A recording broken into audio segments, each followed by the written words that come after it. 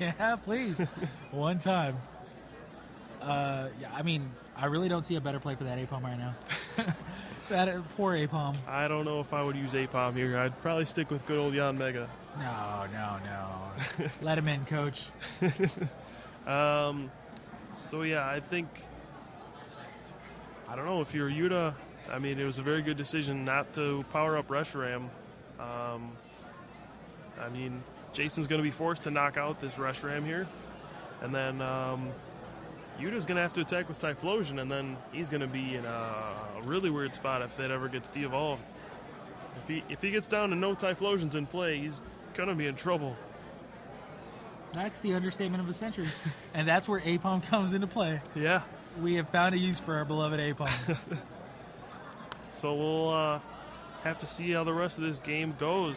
I mean, I think it's in Jason's court, but we'll find out. Yeah, that Sunflora has done a lot of work for Jason, and it continues to do so even now. Yeah. So, I mean, in an untimed environment, you just can't underestimate the power of this Vileplume, Muck, APOM, Jan Mega, just board control kind of deck. I mean, that's a very good point. The fact that it's untimed really does play to the deck's favor. Obviously, if this was best 2 out of 3, at this point, both players would be sitting here going like, uh-oh, this is going to be the only game we're going to be playing, and I better win it. However, obviously, Jason, if he did lose Game 1, would really have very little hope of winning Game 2, given the time format. Now, if Jason wins Game 1, you would still be able to pull off a victory in Game 2 and be able to win, by time limit in Game 3. So, however, that's not going to be the case either way. Single game match, winner moves on, loser does not, and that Reshiram is out. Okay. So it's tied at 3 again. So I believe Yuta will attack with Typhlosion here. I'm not too sure. He could outrage, but I'm not sure that's the best way to go about it. What's really happening here is he's going to run out of attackers, and by that I mean he's just going to run out of energy to attack. He won't have enough in play, and it's going to hit a point. It's a very, very fine line where Jason's going to slowly but surely pull ahead. And I don't know if Yuta can pull this one out. Yeah, I mean, I definitely don't doubt that happening. It actually seems like that is what's going to happen. But I wouldn't be surprised if Yuta does manage to pull this off.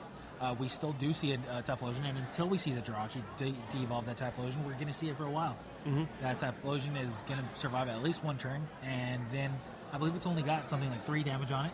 2, yeah. 2 damage, so it still has 120 HP. It deals 70, so it still has 50, meaning that it's going to be out of the range of the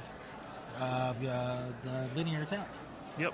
So I just want to say I really do appreciate just like how complex Jason's deck is. Every small move in this game has mattered, and in this format, luck has always been. People have complained that luck has been such a big factor, and Vileplume really has eliminated that sort of luck factor, and I can really appreciate we're actually getting to see a real game of Pokemon here. Yeah, that's true. Obviously, the untimed matches are not really very possible given the time constraints for Pokemon TCG tournaments.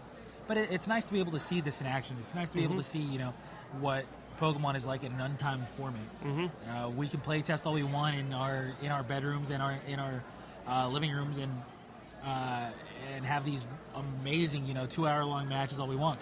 But at the end of the day, that's not really possible at a tournament. So it's nice to be able to see this in action. Yeah, I mean, this is great.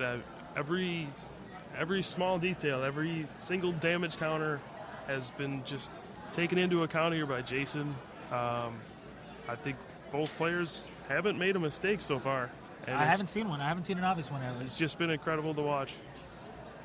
So Jason's Jan Mega now has 70 damage on it, and that Typhlosion is out there, for its doom.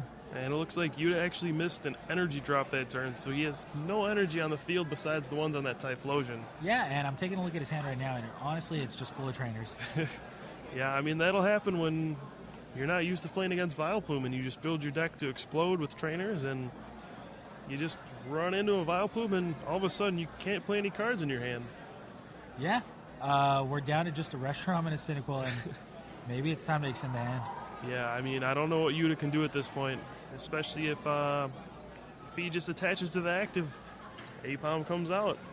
Yeah, the Lux Hello, luck. It's incredible that we've gotten to this point, but hey, Jason, he's one of the best in the world, maybe the best in the world, so I can't be too surprised. We keep saying this. First for Sammy, now for Jason. Make up your mind, my friend. They're all the best players in the world.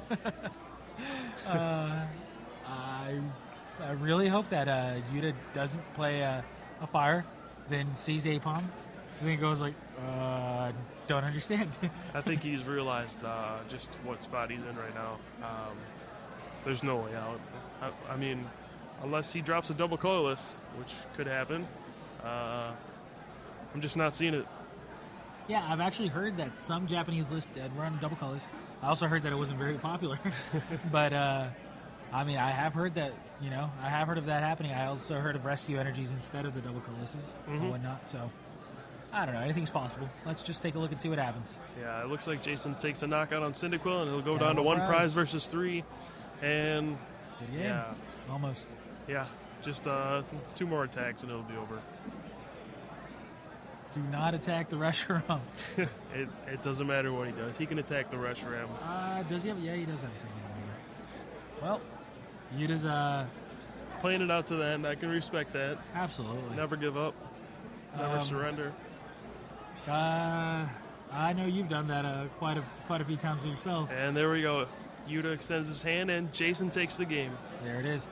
Very well played by both players. Incredible game. Yeah, Yuta Komatsuda takes a 3rd and 4th place finish, as well as Dylan LeFavor, and they joined the rest of them as spectators, and we are down to just Jason Klaczynski against Sammy Sekum. What a final.